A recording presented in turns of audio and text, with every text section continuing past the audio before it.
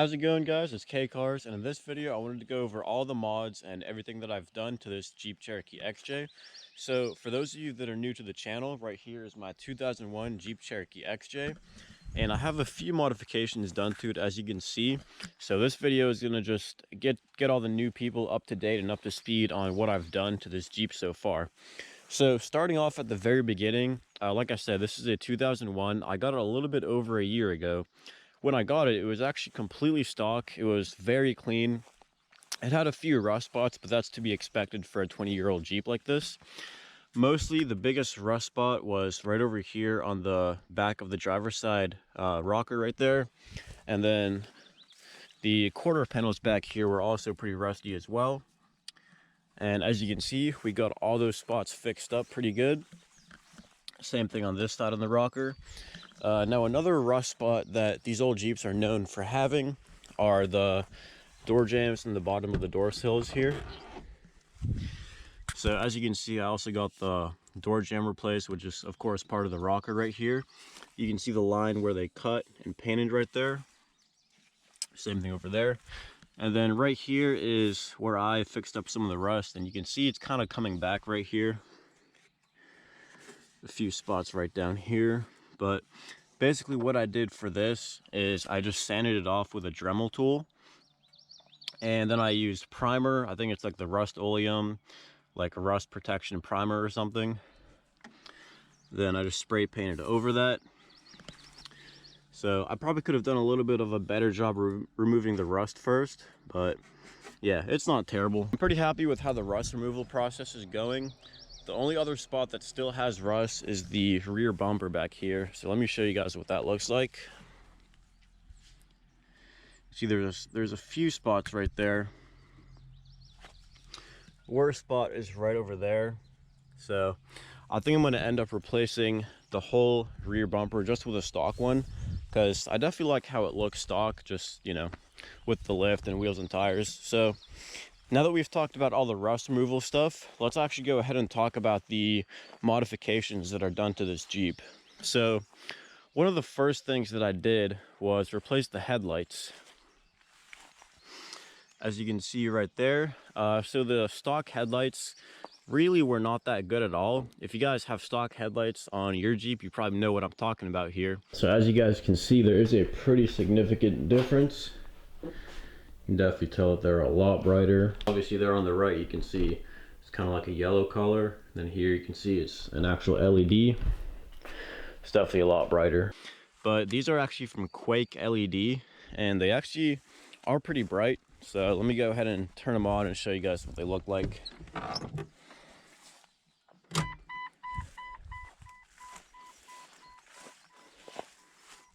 So there we go. They actually look really good too. They actually make the Jeep look better. So turn on the high beams, see what that looks like. There we go. So the high beams are actually just like the top part of the LEDs right there. Go ahead and turn this off.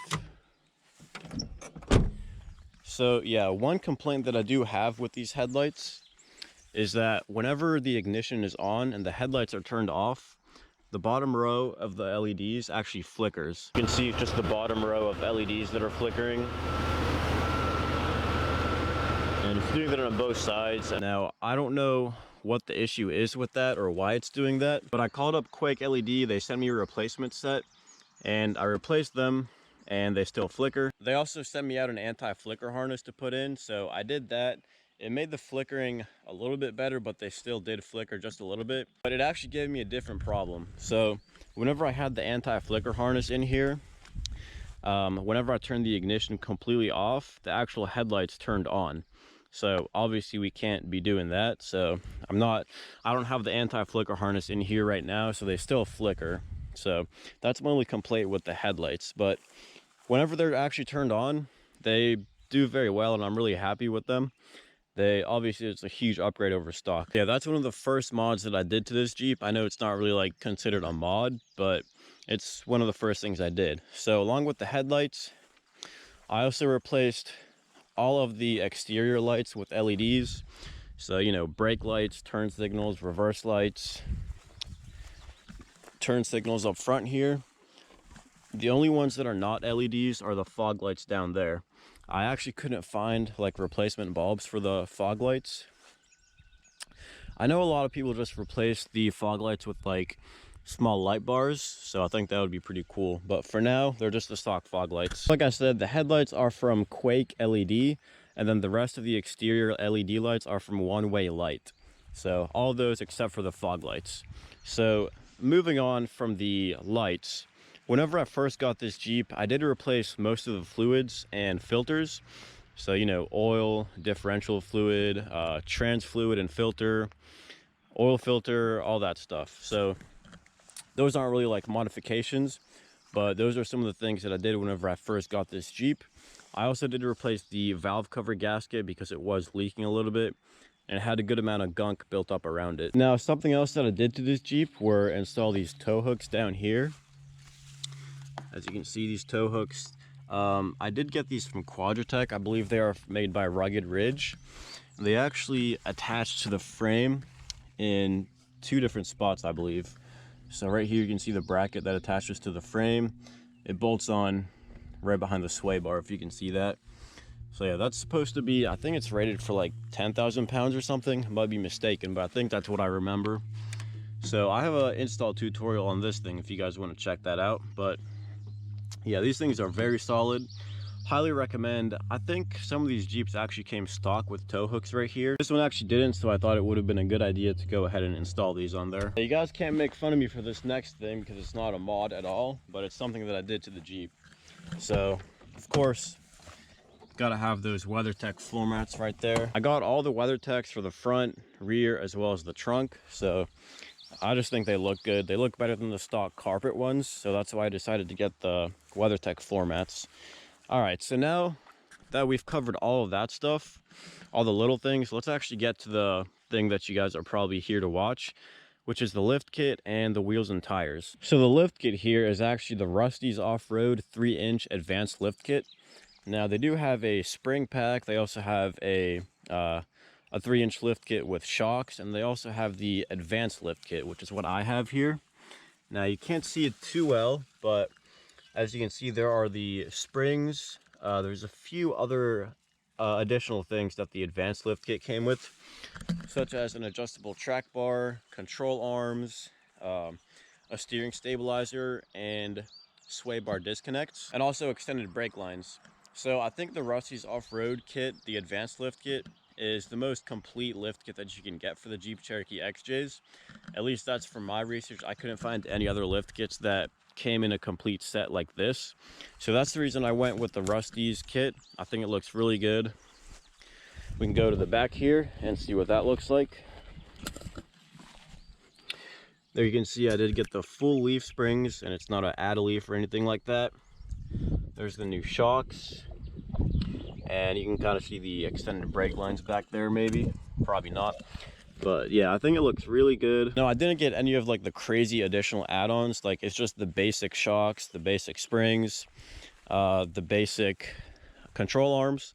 I know they do have adjustable stuff. I'm not going to do anything crazy, so I just went with all the basic options. And I did also get the steering stabilizer and the sway bar quick disconnects, which those were additional add-ons to the kit. So I'll show you guys again here.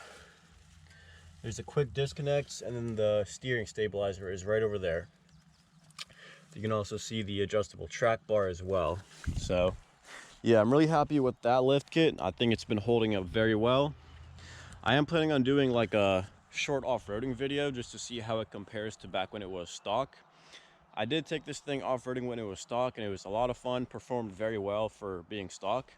So I think it'll be a lot of fun to take this thing off-roading now and see how it compares. Now, the wheels and tires that I went with are actually from ProComp. Both the wheels and tires are from ProComp.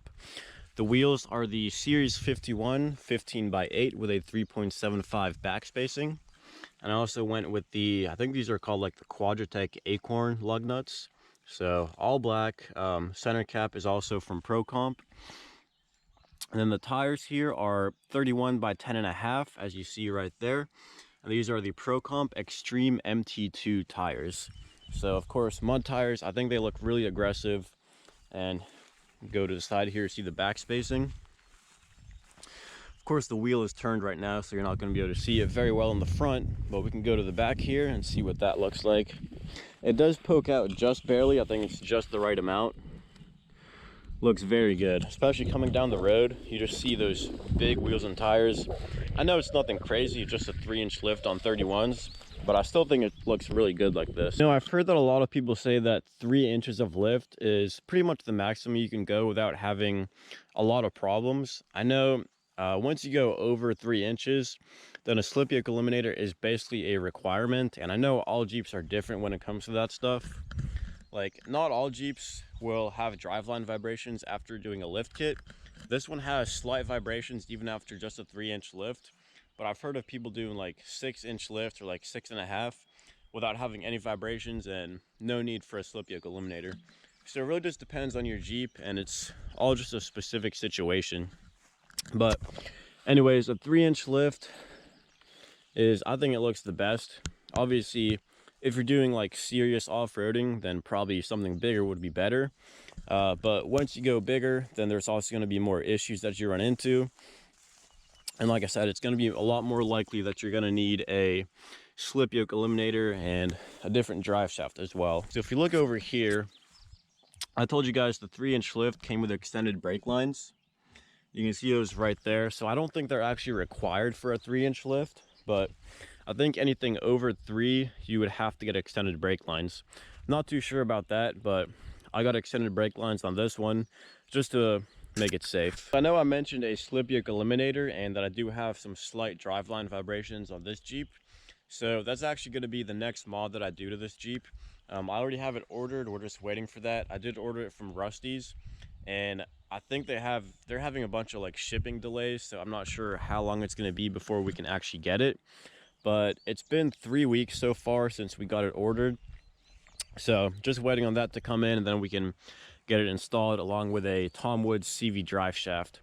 So the actual slip yoke eliminator kit that we got is made by Advanced Adapters, and then like I said, the CV drive shaft is made by Tom Woods. That should help some of the driveline vibrations that we've been having here, and I believe it's like $535 for the complete kit with the drive shaft. And then something else that I wanted to do is actually replace the rear bumper, because that is pretty much the only spot on this Jeep that has rust right now. I showed you guys that in the beginning of this video here. There's a few rust spots back there, but yeah, probably gonna go ahead and get that replaced, and then this thing will basically be rust free. As you guys can see, no rust on the rockers back there. If you look underneath, pretty clean there as well. So yeah, I'm really happy with how this Jeep has turned out so far. I'll show you guys a picture here what it looked like whenever I got it completely stock. So as you can see, it actually looked pretty good. It wasn't in too terrible shape, but like I said, it was pretty rusty. It had a few rust spots on the rockers, the rear quarter panels, and a little bit underneath, and the door jambs and door sills and all that. But yeah, I think it definitely looks a lot better now with all these modifications and repairs. So I hope you guys enjoyed this video. Like I said, if there's any new subscribers, this video was just to get everybody up to speed on where my Jeep is and all the different mods that I've done to it so far.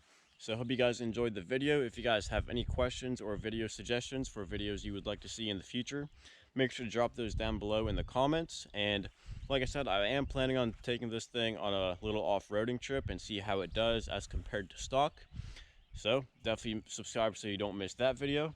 And if you guys like this video or found it entertaining, make sure to like, comment, and subscribe. And as always, thanks for watching.